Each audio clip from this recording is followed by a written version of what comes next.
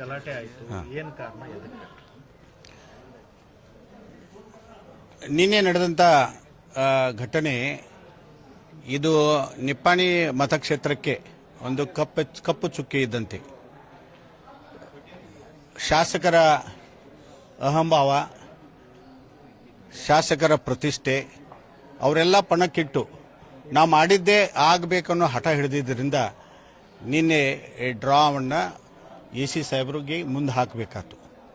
ನಮ್ಮ ಬೇಡಿಕೆ ಏನಿತ್ತು, ಕಾಂಗ್ರೆಸ್ ಕಾರ್ಯಕರ್ತರ ಬೇಡಿಕೆ, ಯಾರಿಗೆ ಮನೆಗಳಿಲ್ಲ ಅವರಿಗೆ ಮನೆ ಸಿಗಬೇಕು.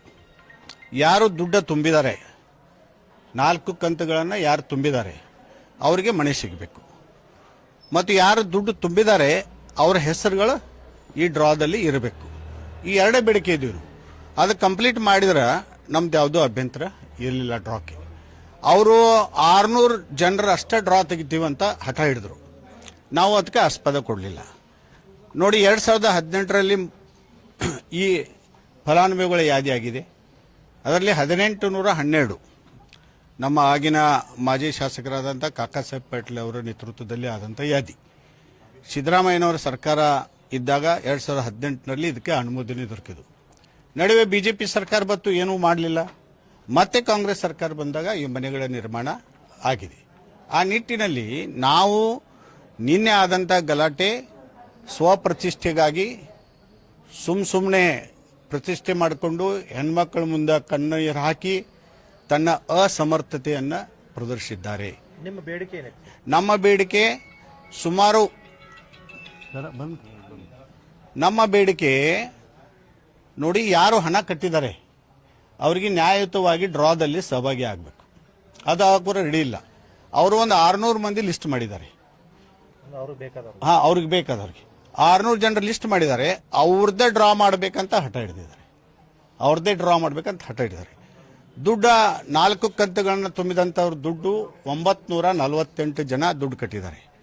ಮತ್ತು ಸುಮಾರು 50ರಿಂದ 60 ಜನ ದುಡ್ಡು ಕಟ್ಟಿರೂ ಕೂಡ ಅವ್ರ ಹೆಸರು ಯಾದಿಯಲ್ಲಿ ಬರಲಿಲ್ಲ.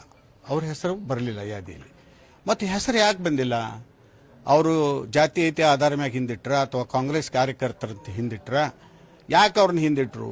ನಮ್ಮ ಬೇಡಿಕೆ, ಈ ಯಾದಿಯಿಂದ ಕೈ ಬಿಟ್ಟಂಥ ಹೆಸರುಗಳನ್ನು ಅದರಲ್ಲಿ ತೊಗೊಳ್ಬೇಕು.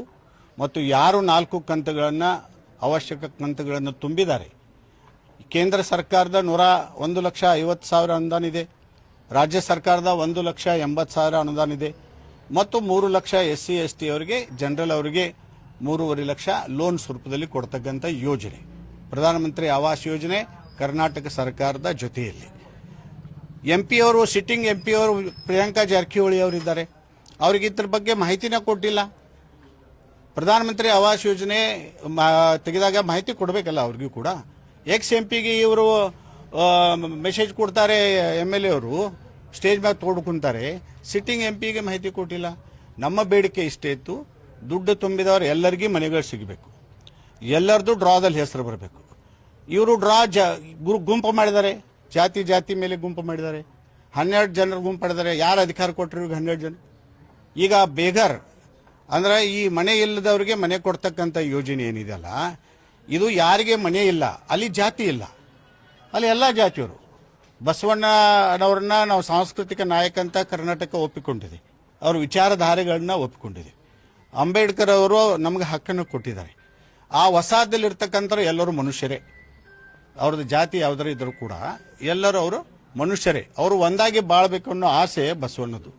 ಆ ಆಶೆಯ ಮೇಲೆ ಇವರು ಒಂದೊಂದು ಗ್ರೂಪ್ನಲ್ಲಿ ಈಗಾಗಲೇ ಗ್ರೂಪ್ ಮಾಡಿ, ಜಾತಿಯವರು ಒಂದು ಮಾಡಿ, ಬೇರೆದವರಿಗೆ ಅವಕಾಶ ಇಲ್ಲ ಒಂದು ಮಾಡಿ, ಹೀಗೆ 12 ಗುಂಪುಗಳನ್ನ ಮಾಡಿ ಡ್ರಾ ಮಾಡ್ತಾರೆ. ಹೆಂಗೆ ಮಾಡೋಕ್ಕೆ ಸಾಧ್ಯ ಇದೆ? ಈಗ ಡ್ರಾ ಅಂದ ಮೂಡಲೇ ಏನು ಮಾಡಬೇಕು? 948 ಮಂದಿ ಏನು ಎಲ್ಲ ದುಡ್ಡು ತುಂಬಿದ್ದಾರೆ ಅವರು ಎಲ್ಲರೂ ಕೂಡ ಡ್ರಾದಲ್ಲಿ ಹೆಸರಬೇಕು. ಆಮೇಲೆ ಡ್ರಾ ಎತ್ತಲಿ. ಈಗ ಎಷ್ಟು ಒಂದು 600 ಮನೆ ತಯಾರದವ, ಡ್ರಾ 600 ಮಂದಿ ಐತಿ, 600 ಮಂದಿ ಕೊಡಿ. ಮತ್ತೆ 200 ಮನೆ ತಯಾರಾಗ್ತವ, ಮತ್ತು 200 ಮಂದಿ ಕೊಡಿ.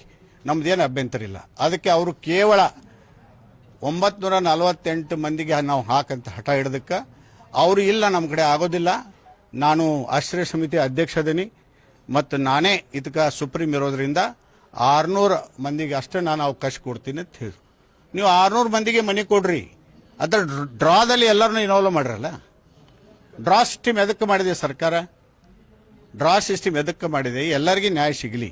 ಮೊದಲನೇದವ್ರು ದುಡ್ಡು ತುಂಬಿದವ ಅಷ್ಟೇ ಅದಕ್ಕೆ ಬೆಲೆ, ಲಾಸ್ಟ್ದಲ್ಲಿ ದುಡ್ಡು ತುಂಬಿದವನು ಅಷ್ಟೇ ಅದಕ್ಕೆ ಬೆಲೆ. ಅದಕ್ಕೆ ಆ ದೃಷ್ಟಿಯಲ್ಲಿ ನ್ಯಾಯ ಕೊಡಬೇಕು ಅನ್ನೋ ದೃಷ್ಟಿಯಿಂದ ನಾವು ಈ ಮನೆಗಳ ವಂಚಿತರ ಪರವಾಗಿ ನಮ್ಮ ಹೋರಾಟ ಇದೆ.